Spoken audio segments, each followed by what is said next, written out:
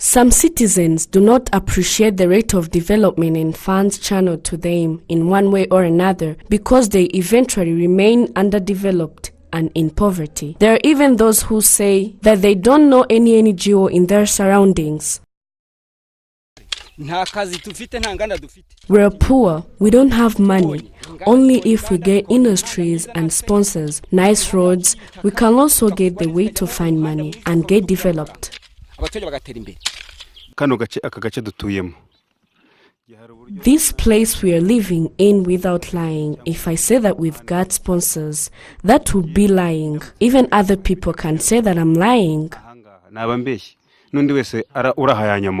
Even though there is citizens' intervention, the local official says that there are some NGOs that don't follow any of the district's strategic plan given out to them.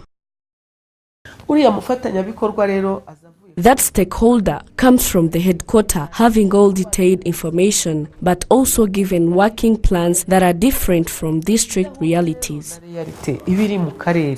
The acting CEO of RGB, Dr. UBUSHAKASHATSI, says that these NGOs have to work hand in hand with local authorities to plan for the citizens' benefits.